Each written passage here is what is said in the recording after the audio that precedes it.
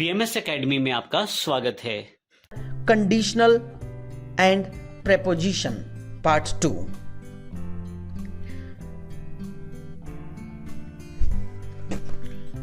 Conditions यानी कि शर्त। कंडीशनल सेंटेंसेस से तात्पर्य उन वाक्यों से है जिनमें किसी कार्य के होने या ना होने से संबंधित कोई शर्त दी जाती है। यदि ऐसा हुआ तो ऐसा होगा, यदि ऐसा नहीं हुआ तो ऐसा नहीं होगा, ऐसा हो जाता अगर ऐसा हुआ होता। तो ये हमारे पास अलग अलग तरह की कंडीशंस हैं। कंडीशनल सेंटेंसेस के लिए हमारे पास दो पार्ट दिए होते हैं, यानी एक ही सेंटेंस में हमारे पास दो पार्ट्स हुआ करते हैं। मैंने आपको समझाने के पर्पस से, फॉर्मूला के पॉइंट ऑफ व्यू से, दो पार्ट्स में किस किस फॉर्म का यूज होगा, कहां पर कौन सी हेल्पिंग वर्ब लगेगी, मैंने ऐसे कंडीशंस दी हैं। दूसरी बात, हमारे पास तीन तरह की कंडीशंस हुआ करती है। इनमें से हमारे पास सबसे पहली कंडीशन यानी कि फर्स्ट केस जो है that is known by the name of open condition. Open condition को हम प्रोबेबल कंडीशन भी कहते हैं। सेकंड, रिजेक्टेड कंडीशन यानी कि इम्प्रोबेबल कंडीशन। और थर्ड है हमारे पास imaginary condition which is called impossible conditions also. अब हम इन सभी कंडीशंस का बारी बारी से अध्ययन करेंगे। प्रोबेबल कंडीशन यानी ओपन कंडीशन, ऐसी शर्त जो पूरी हो भी सकती है और नहीं भी, उसे प्रोबेबल कंडीशन कहते हैं। Whenever any condition is given which may be और may not be completed, the condition which can be completed और मे नॉट बी कंप्लीटेड। इसके फर्स्ट पार्ट में if plus subject plus first form plus rest sentence का प्रयोग होगा, और second part में subject plus will या shall plus first form plus rest sentence का प्रयोग होगा। इसको कुछ उदाहरणों की हेल्प से, कुछ एग्जांपल्स से हमें और ज्यादा डिस्कस करने में आसानी रहेगी। Let us discuss from first example. If he helps me I'll also help him. If he comes here, I'll give him a gift. If you work hard, you will clear the paper. If Narendra works hard, he will definitely become an IPS officer. If they get loan, they will surely start a business. If you learn computer, then you will surely get a job easily. If you help the needy, then God will surely help you. If minister go there, the security will also go with him. If you get grammar knowledge, you will learn English. If he goes foreign, then his life will be changed. Now, I would like to discuss second case. अब मैं आपसे second case यानी कि rejected condition यानी कि improbable condition के बारे में आपसे डिस्कस करूंगा। The condition which could have been completed but is not. ऐसी शर्त या कंडीशन जो पूरी हो भी सकती थी परंतु पूरी नहीं हुई। The condition which could have been completed but is not. इसका फर्स्ट पार्ट में फॉर्मूला है if plus subject plus had plus third form plus rest sentence, और सेकेंड पार्ट में subject plus would have plus third form plus rest sentence. If you had told me, then I would have solved your problem. यदि तुम मुझे बता देते तो मैं तुम्हारी समस्या का समाधान कर देता। यानी कि तुमने बताया नहीं इसलिए तुम्हारी समस्या का समाधान नहीं हुआ। ऐसी शर्त या कंडीशन जो पूरी हो सकती थी लेकिन पूरी नहीं हुई। If I had gone there, then he would have met me. If you had not done rash driving, the accident would not have taken place. If you had good knowledge of your subject, you would have got a good job easily.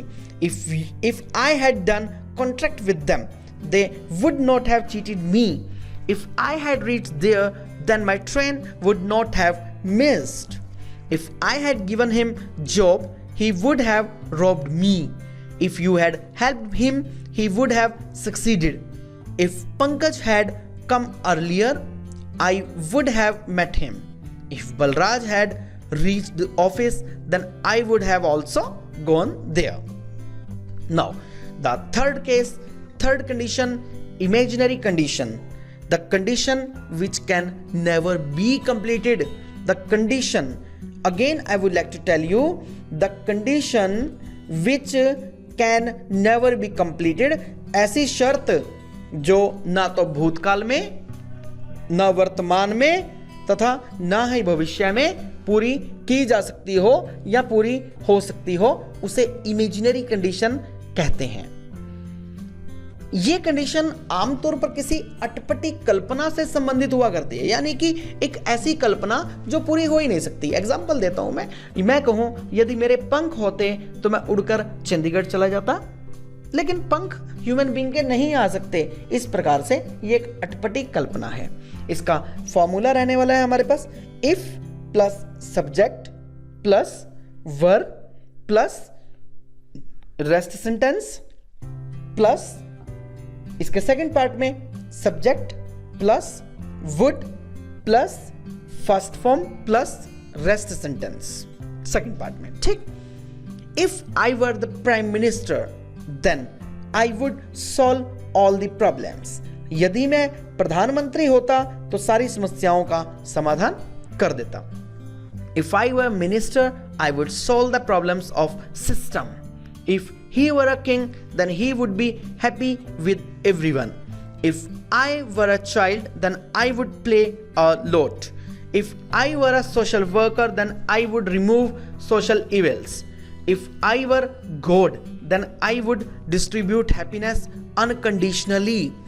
If I were a judge, then I would give strict punishment to rapists. If I had wings, then I would fly in the sky. If I were you, then I would listen to the problem of everyone. If they were man-eater, then they would eat people. Prepositions part 2. Before means पहले या सामने।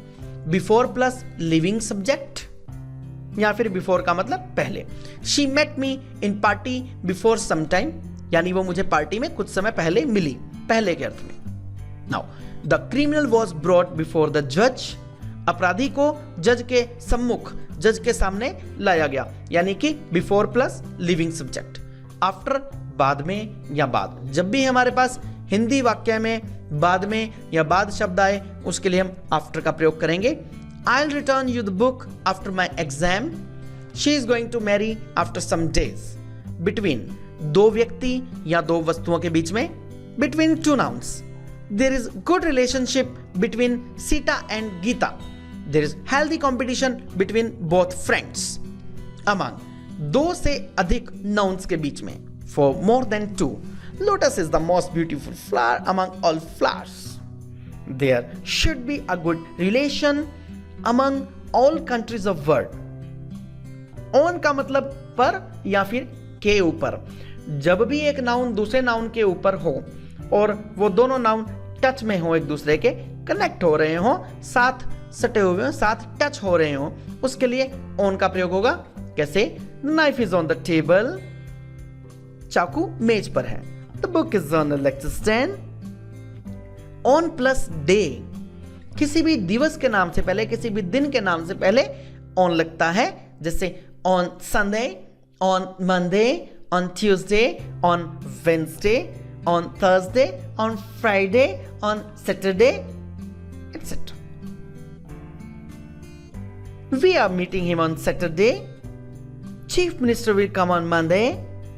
On plus date, किसी भी date से पहले on का प्रयोग होता है, यानी कि 1 से लेकर 31 तक किसी भी महीने की कोई भी कार्य दिवस की, किसी भी दिवस की डेट दी जाए तो उससे पहले हमेशा और हमेशा ऑन का प्रयोग होगा, जैसे on first, on second, on third and so on.